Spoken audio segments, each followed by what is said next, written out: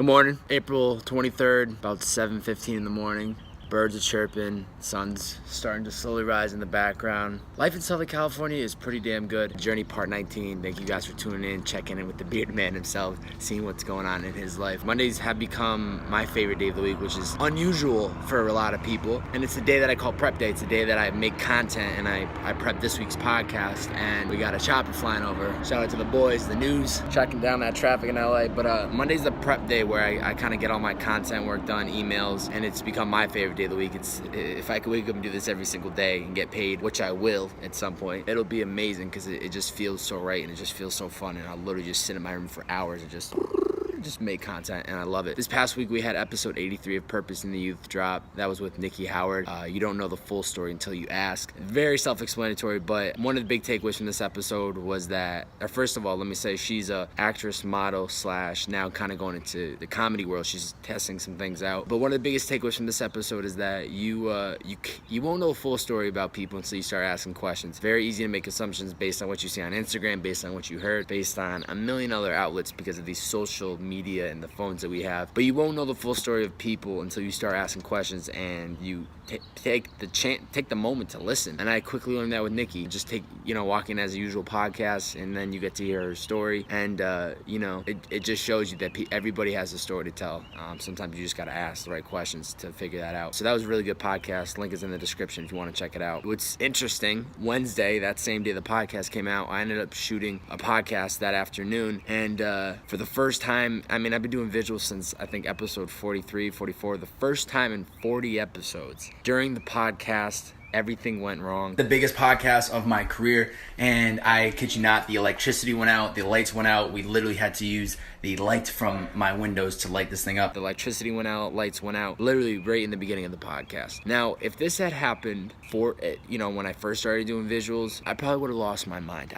My blood pressure would have went through the roof. I would have been so nervous and freaking out. And this was a really big guest. This was somebody that I was really excited to have on the podcast, which will be dropping this week. You want to talk about timing, and if there was ever a timing that I didn't want this to happen, it would have been this episode. But at the same time, the guest was very cool with it, and he kind of laughed it off and he thought it was funny, and we just kept rolling with it. The takeaway from this and why I'm telling the story is that even when big moments come, you're stepping up to the plate, you're swinging, you got to be ready to adjust. You got to be on your toes, because I could have easily blown that and just broke down and just lost it and literally said, we have to reschedule. And looking back, I was actually proud of myself, because I've always been somebody that can easily get worked up and frustrated quick, and I was able to handle the situation good. And so I guess what I want to say is that even when you're about to step up to the biggest situation and moment of your life, be ready, because something could happen, and just be confident and be ready to adjust. Just always be on your toes. Things don't always go to according to plan, but if you're ready and you always act on the fly and you make best of the situation you're in. The lights went out, we said, all right, rolled up the windows, have the daylight come in. Just make best of the situation and you'll get through it. On Wednesday, also big day Wednesday, we had the 3-year anniversary with that Bobbbaaaay. 3 years running through these streets, over 50,000 plus miles driven, over 12,000 rides. And I'm still a 4.96, 4.98. Ladies and gentlemen, I am the best in the business. Uber, you got to hit me up before I dip this Uber life. So shout out to Uber, though. Honestly, this has been a blessing. If I didn't have Uber, I don't know what I would be doing to make a living and to carry me to where I'm at today, to be able to be flexible and jump on opportunities when they show up at my door, and to work around other people's schedules. It's been a blessing. It requires a lot of Friday, Saturday, Sunday night driving, like I always talk to you guys about, a lot of the weekends, a lot. But I am honestly super grateful for Uber, because it has given me the ability to chase my dreams all the while still paying my bills. And I suggest anybody out there and I've said this millions of times, check out that Uber life. Then we had episode 16 of Breakfast is Served, simmered down. The boys don't think I can go 24 hours without posting anything to IG story, and I think they're right, because people need to see this face, okay? If people then couldn't click into this every day, they'd be a little disappointed. And I also believe in the social media world, shout out to Gary Vee, he would back this. You got to be in front of people's face every single day, constantly. Every time you refresh that news feed, something else pops.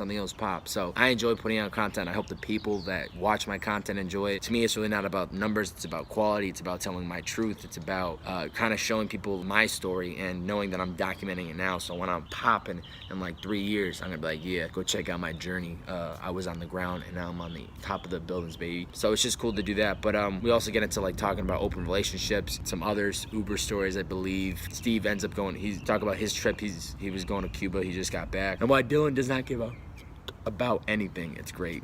We always have a great time, and that's really it. That's all I gotta say, ladies and gentlemen. Thank you guys for always tuning into my content. I really appreciate it. I can't say it enough. We're just gonna keep growing. I mean, there's no chance to stop at any point now. I'm going to take this to the moon, as Kyle's new record said, to the moon, to the moon.